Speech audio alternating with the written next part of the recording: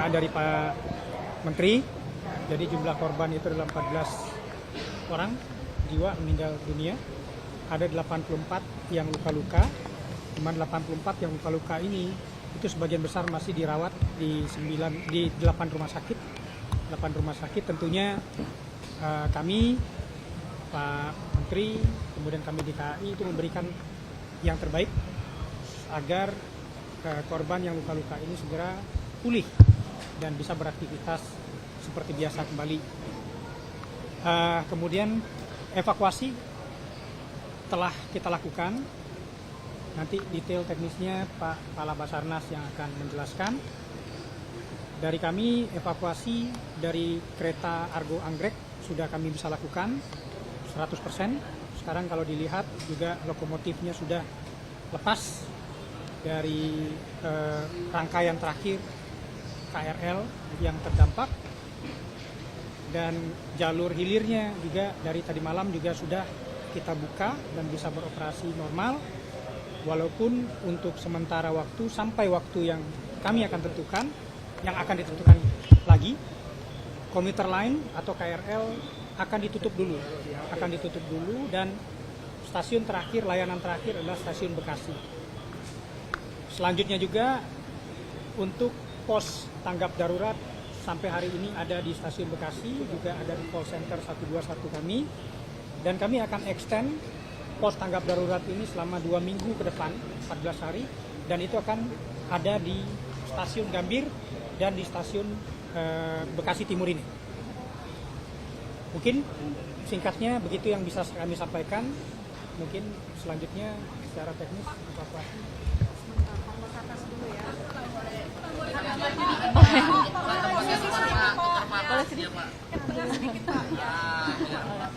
Terima kasih. Teman-teman media yang saya hormati, alhamdulillah saya dari Basarnas dibantu TNI, Polri dan seluruh potensi kita telah menyelesaikan operasi SAR dengan penanganan khusus kurang dari 12 jam. Terhitung tadi malam kita sama-sama berduka pada pukul 08.57 terjadi musibah, adanya kecelakaan yang terjadi antara dua kereta, yaitu kereta komuter dengan Argo Anggrek. Dan alhamdulillah dari seluruh korban tentunya dengan penanganan khusus ada beberapa korban yang memang harus kita lakukan tindakan secara terukur karena memang membutuhkan penanganan khusus. Sehingga mungkin ada sempat dipertanyakan kenapa kereta atau lokomotif tidak langsung ditarik bersamaan dengan gerbong. Saya sampaikan bahwa pada saat itu memang ada 5 korban yang masih dalam kondisi terjepit dan harus kita laksanakan kegiatan retrikrasi atau ekstrikrasi sehingga korban itu bisa kita selamatkan dalam kondisi tidak sampai menimbulkan dampak yang lebih berat lagi. Jadi itu sekali lagi terima kasih atas rekan-rekan media yang telah mengikuti secara langsung proses evakuasi, dan alhamdulillah atas kerjasama dari seluruh unsur bahwa operasi SAR bisa kita laksanakan sesuai dengan yang kita harapkan. Dan tadi pagi dengan pukul 08.00 sudah selesai, seluruh tim SAR kita nyatakan kita kembalikan ke home base masing-masing. Mungkin demikian yang bisa saya tambahkan. Terima kasih. Saya sampaikan bahwa saya pastikan sudah tidak ada korban yang kita temukan. Namun dalam proses pembersihan bangkai kereta, andai saja diketemukan sekecil apapun body part dari tubuh, tentunya kita akan melakukan tindakan sesuai dengan prosedur, dan itu memang harus kita lakukan. Pak, melihat ini kan gerbong perempuan, ini apakah korbannya rata-rata perempuan atau bagaimana Pak? 100% yang kita evakuasi perempuan. Pak, izin bertanya Pak, terkait kasus korban. Tadi kami lihat yang selamat ini ada 2, tadi diangkat dari sini. Kemudian Pak, apakah ada identitas korban yang rekan ini berhijab? Dia warna Masih kita identifikasi. Masih jadi seluruh korban yang kita evakuasi baik itu secara langsung maupun dengan ekstrikasi semuanya kita serahkan ke tim medis yang langsung dirujuk ke rumah sakit yang sudah ditentukan. Pak, berarti 14 korban yang meninggal dunia itu sudah teridentifikasi atau masih dalam proses identifikasi? Tentunya bukan saya yang memiliki kewenangan untuk bisa mendeklir terkait dengan identitas korban dari hasil operasi SAR yang kita laksanakan. Ada anak-anak nggak jadi korban? Saya melihatnya tidak ada. Semuanya sudah masuk kategori dewasa. Pak Bobi, ini selanjutnya ini kan gerbong Iya, saya sampaikan bahwa tentunya kejadian ini merupakan kejadian yang luar biasa karena memang kita tahu bahwa kereta api merupakan material yang sama-sama kita tahu pada saat dua kereta berbenturan. Dari situ kita sama-sama melihat bahwa lokomotif bisa sampai masuk ke satu gerbong komuter. Dari situlah sebenarnya adanya korban, baik itu yang kita evakuasi dalam kondisi meninggal, hampir semuanya karena terjepit. Begitu juga 5 korban yang kita evakuasi dalam kondisi selamat juga dalam kondisi terjepit material.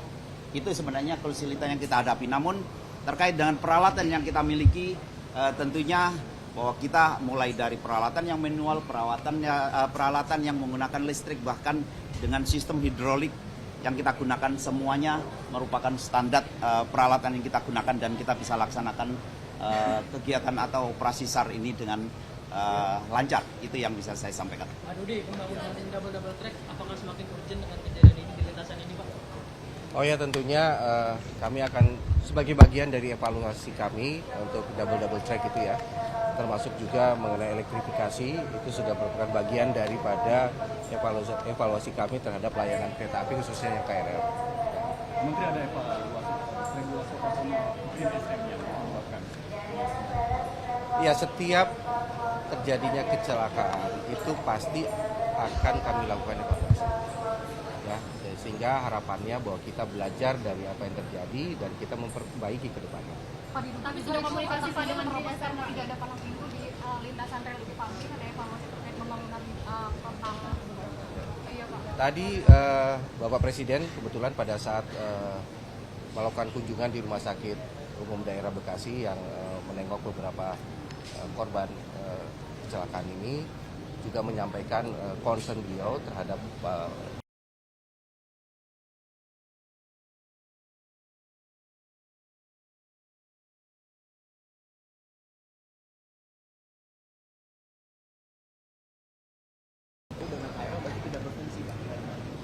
saya rasa saya tidak ingin lebih awal menyimpulkan ini karena ada KNKT yang akan melakukan investigasi. Pak, target untuk mengetahui kapan apa penyebabnya itu, Pak?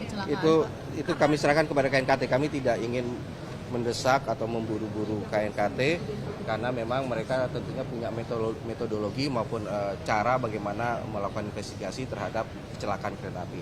Jadi mengapa KRL dan juga gerbong Argo Bromo ini dalam satu jalur Pak? Ini kan seharusnya 2 sistem yang berbeda. Mungkin bisa dijelaskan Pak. Apakah memang wajib Pak di satu jalur seperti itu? Apakah tidak ada komunikasi juga kita itu? nanti kita lihat hasil investigasi KNKT. Ya, sabar. Ya. Pak, sampai kapan ini stasiun Bekasi Timur akan dinonaktifkan sementara Pak? Ya. Silakan Pak Bud. Ya, kita tentukan ya, kita evaluasi dulu sedikit, ya gitu ya. Kan jalur hilirnya sudah kita bebaskan. Sekarang kita bekerja untuk jalur hulu. Ya, bebasin jalur ini kan tidak ada halangan di atasnya. Kita juga harus pastikan kondisi dari relnya, kondisi juga dari LAA-nya di atas, kemudian kondisi juga dari pensinyalannya. Jangan-jangan terimpact oleh tumburan tadi malam.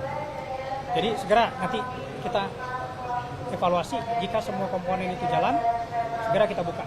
Mas, sejauh ini imbas untuk perjalanan kereta jarak jauh sudah normal atau masih ada gangguan? Masih ada gangguan karena kita masih pakai jalur hilir untuk ganti-gantian. Karena kan kita tahu juga bahwa dari Bekasi Timur ini hanya double track, belum double track. Ada berapa kereta yang tertunda Pak hari ini? 25 kereta. Perkiraan kapan Pak akan kembali normal lagi? Seperti yang saya sampaikan tadi, kita evaluasi, kita cek satu persatu komponennya, kita cek satu persatu sistemnya, ya. Segera jika semua sudah comply dengan aturan, dengan UIC standar, kita akan jalan. Pak, penegasan tidak ada investigasi sementara Pak?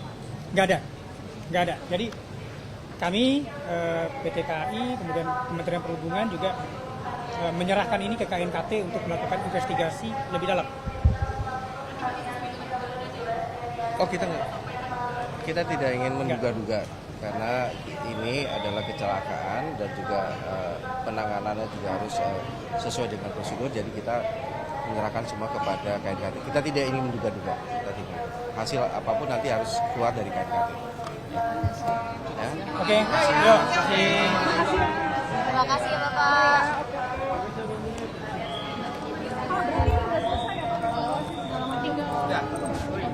Subscribe, share, like, and comment.